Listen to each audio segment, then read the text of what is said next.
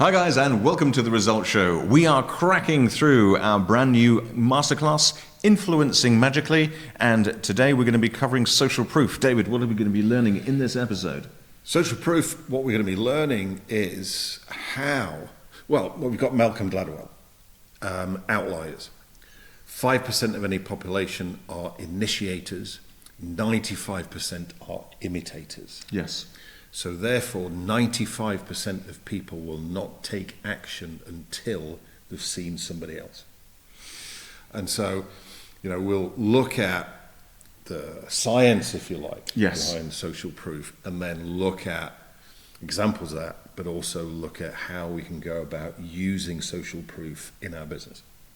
Everybody else is watching this video. Shouldn't you be as well? Let's dive into it. Make sure you watch to the end.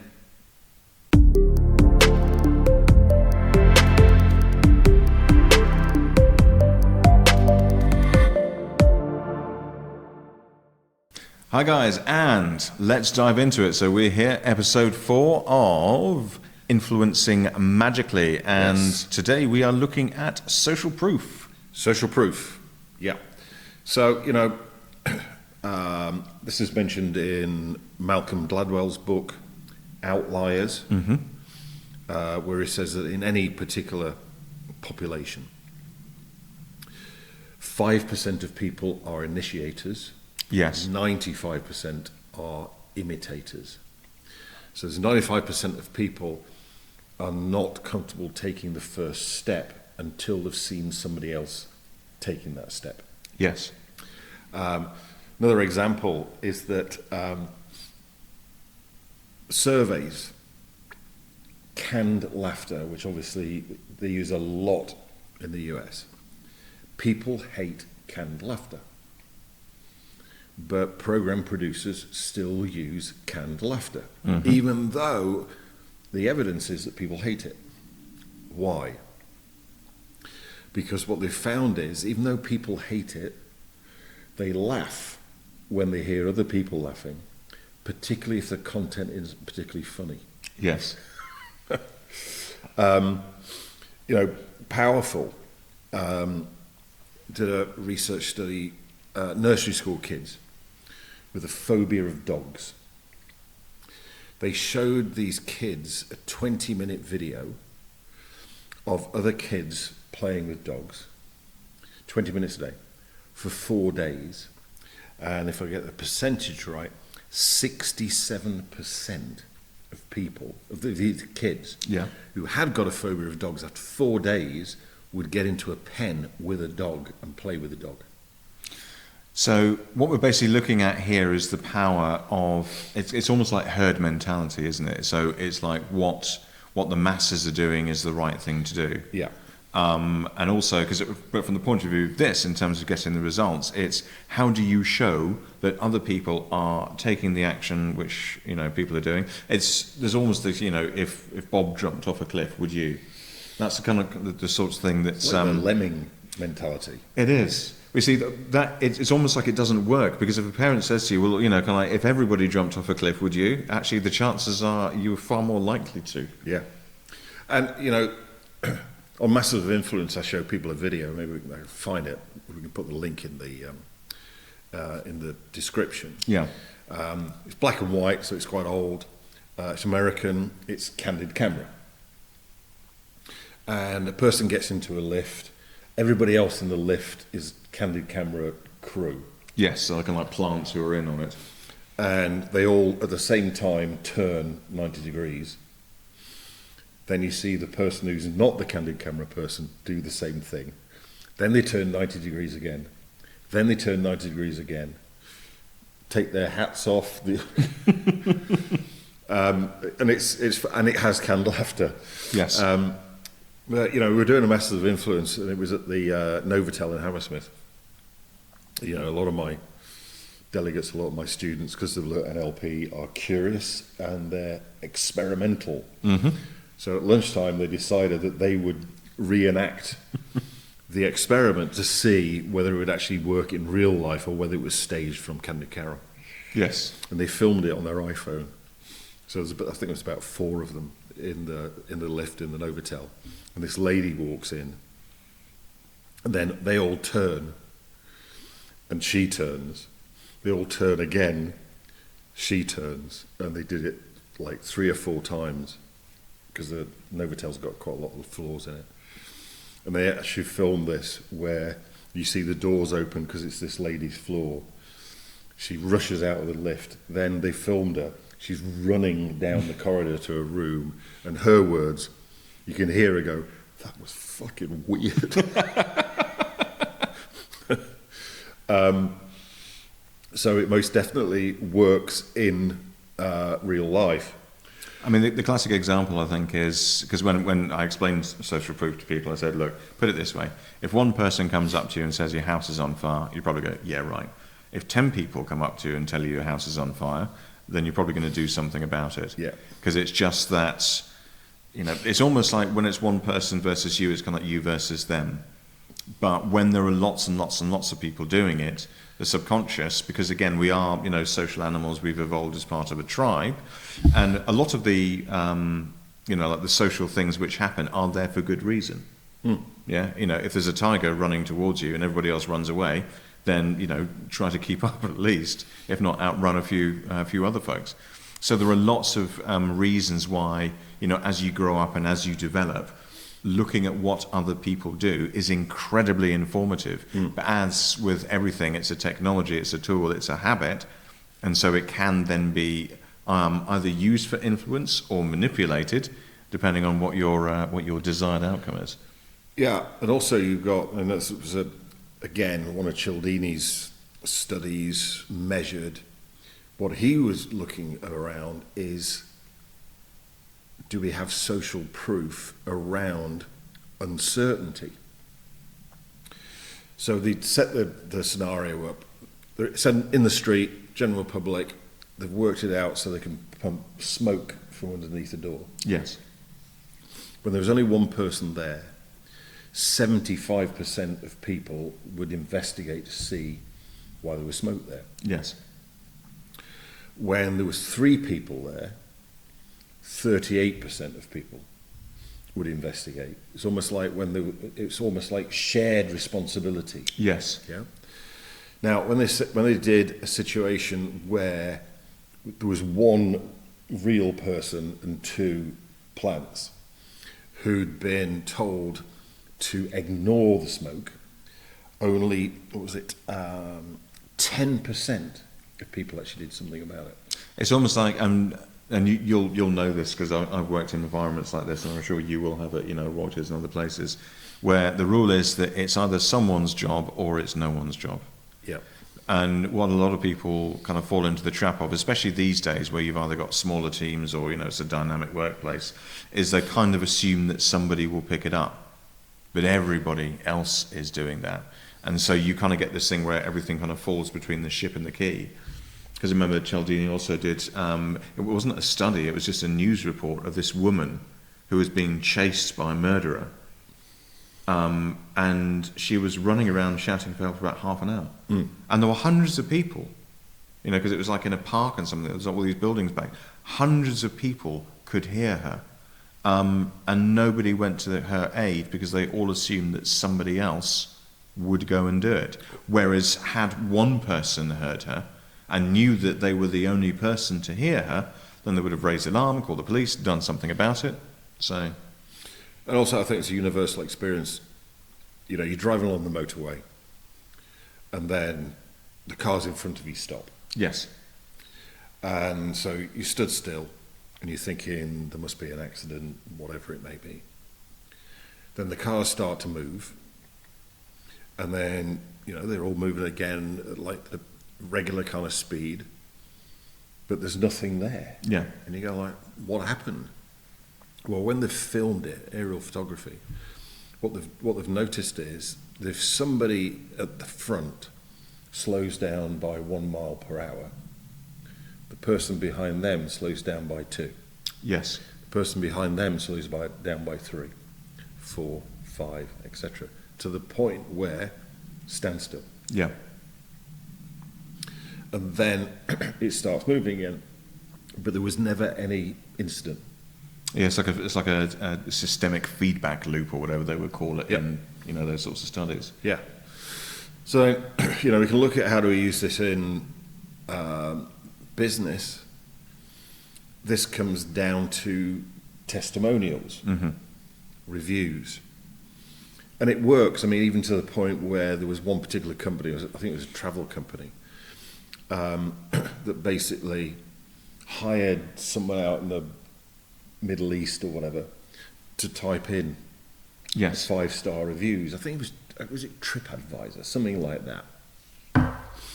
So people are going like, oh, that holiday must be good, that hotel must be good. But then it came out that they bought the reviews, which is why, like, the gold standard today is Google reviews. Yes. Because Google, when you put a review in, they check your IP address, which is unique to a particular computer, phone, Yep. laptop, notepad, whatever. And if you attempt to put in more than one review on that IP address, it won't allow you. Yes. So that's why Google is like the gold standard.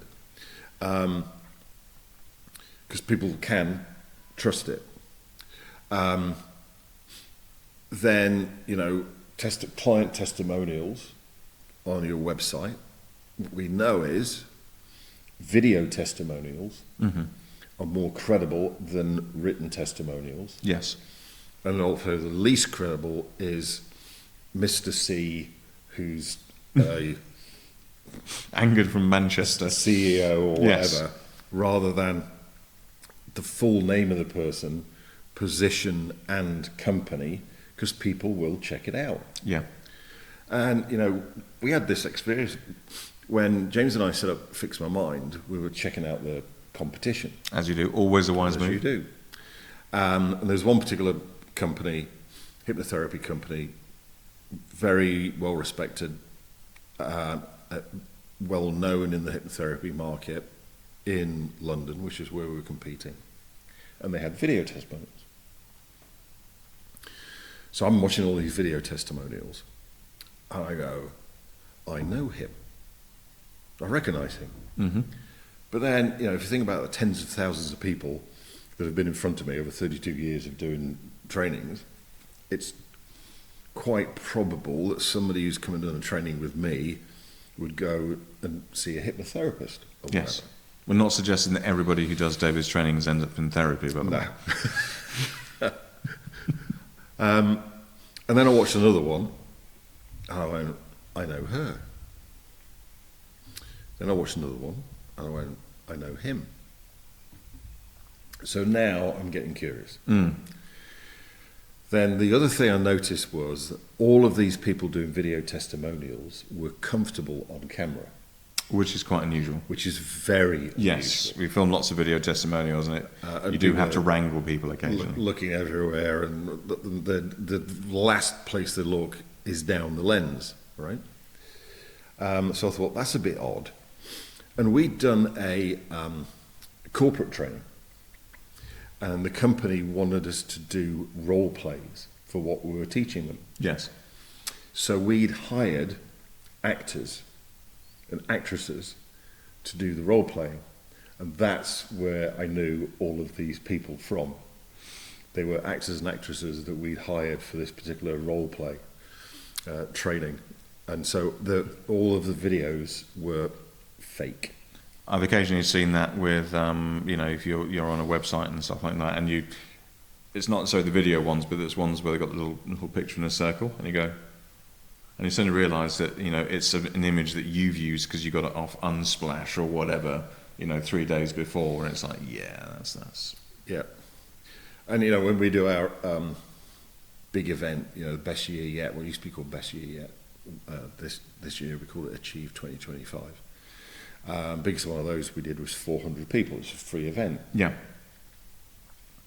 And we get the same people. We've been doing that event now for like more than 15 years, annually, just before Christmas. And we get the same people showing up, and they would never book anything else. To the point where I'm starting to go, maybe they've just come to the event to get out of the rain and have a free cup of coffee. Because they would never book anything. And I was getting grumpy about this. because you end up with like 400 people in the room, which obviously I'm paying for a room that takes 400 people. Yes, it's a And not insignificant investment. We always do some kind of special offer, some kind of pitch, and maybe out of the 400 people, 50 would book. Yes. But you got these 350 people that show up every single time and never book anything. So I'm going, I'm paying for these people. But then my thinking went, okay, I'm all right with this, the fact that they never book anything, because the fact we've got 350 people in the room that never book anything, the other people there don't know. So they go, David Shepherd and the Performance Partnership must be good because they get 400 people in the room. Yes. And it's not a fit because they're coming there because they're genuinely enjoying the content, and they're coming back again and again because they like it. And they never buy anything. And they drink the coffee. But then again, I'm going, that they're great for social proof. Yes. For the people that are there who are initiators, actually. They're the people who book. You know what it is? It's the dance floor. Because, it's like the classic thing, like there's got to be somebody, especially like a wedding, because that's why they normally get the first couple, a couple up to do their dance. But any situation whereby there is a dance floor, some sort of thing, what you'll do is you'll see like a hesitance where everybody is looking at everybody else, and then somebody will go for it, and then, everybody else follows suit. It's almost a bit like the 4-minute mile. Yep. Yeah. When Roger Bannister broke it, and then within the next month, 4 other people did it, because there had to be somebody who actually went there to say, no, it's okay, guys, we can do this, and suddenly everybody's there. Because before Bannister did it, the belief was that if somebody even attempted to run a 4-minute mile, they would die. So he did a 4-minute mile, didn't die. He was an amateur athlete. He was actually a medical doctor. Yeah, that's. And then and it changed the belief of the world. And so, there were people who were naturally, or through training, more capable than Bannister. Yes. But they didn't even give it a go. They didn't break the belief barrier. Yeah. And then when he proved you could do it, there was a whole series of people, and now a 4-minute mile isn't particularly considered to be record-breaking, world-class, whatever. But somebody had to do it. And there's, because I don't know about you, but I love old radio shows. And so you get all of the old adverts which are peppering them. And the interesting thing about, like radio adverts in the 40s and 50s, a lot of it was for tobacco and other things like that. Or blue coal, I seem to remember. But with a lot of it, they're very, very obvious in terms of what they're doing. But the huge number of, 8 out of 10 families do this. So what you're basically doing is their main aim was to show, like 4 out of 5 smokers coast to coast choose this brand. Yep. Because all it's basically saying is, look, this is what everybody else is doing. And you almost don't even need to have a call to action. If you just say, this is what everybody else is doing, and leave it, that's the natural flow direction. This was, if you're thinking about Mars, the company Mars, not the planet. Everybody thinks Mars, chocolate. Their biggest business is actually pet food. The second biggest business is convenience food. Then chocolate, then chewing gum, from when they bought Wrigley's. Mm-hmm. Their most successful advert was 95% of cats prefer whiskers. Yes. That was their most successful advert. Then advertising standards came onto it and said, you can't run that advert anymore because how do you know that 95% of cats prefer whiskers? So they then changed it to 95% of cat owners say their cat prefers whiskers. Then they could run the advert. But again, interesting, 95%, 5%. Yes. Same thing that Malcolm Gladwell. It's almost like that, kind of like magic ratio. Outliers. Yes. Yeah, 95% of followers. But yeah, powerful. It is. And again, it's so in terms of how we use this, it's basically very, very simple. What you need to do is to show other people doing it. Yeah. And the more that you do that, the more it then becomes the norm. It becomes the path of least resistance. Yeah, it becomes okay, it becomes safe, because people go, well, all of these other people are doing it, so it must be okay, it must be safe. Because there's actually, thinking about it, there's actually an interesting way to prove that by proving its reverse. There was I can't remember his name, but he's basically the guy who took down the Ku Klux Klan. Right. Because, at that time, in, especially in the southern states, the Ku Klux Klan, Ku Klux Klan, yes. Oh, I should have rehearsed that. So anyway, they're rife. But the thing about it is it's not an underground organisation. People are walking around and they come because social proof says, well, you're a member and you're a member and I'm a member and that's okay.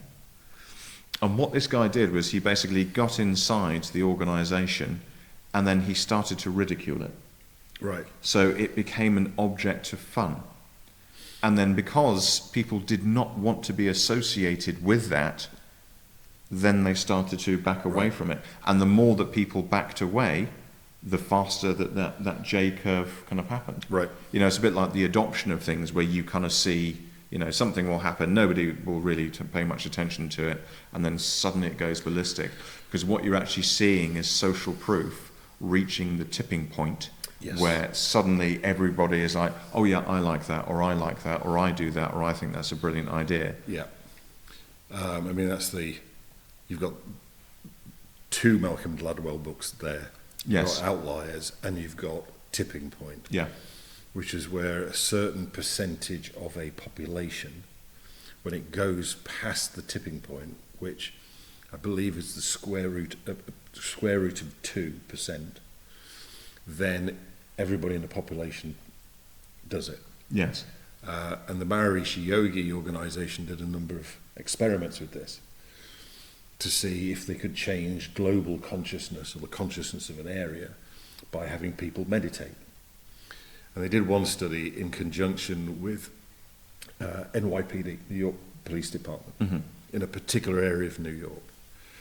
And the reason why they wanted to do it with NYPD is that if we can get a certain number of people meditating in this area, can we have an effect on the crime rate? Okay. And so they set this experiment up, and they had all these meditators, and they meditated for a particular day. And on that day, the crime rate in this area dropped massively, proving one of two things. Either people meditating can change the consciousness of a particular area, or all meditators are crooks.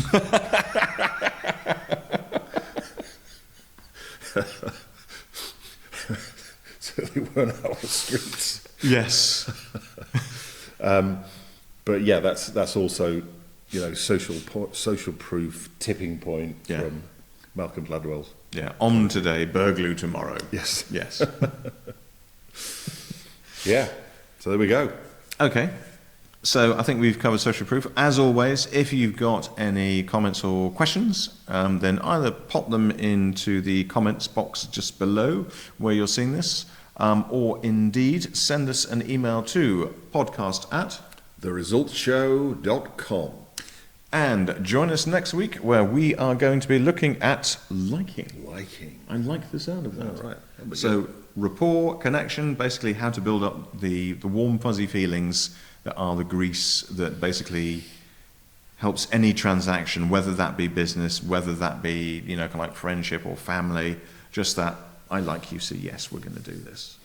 Yeah, and in fact, in NLP, we've got rapport equals liking, which is part of what Cialdini looked at in liking.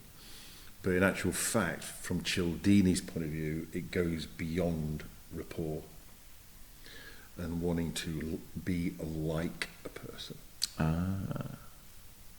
So, join us next week for that, and we will see you next time. See you later.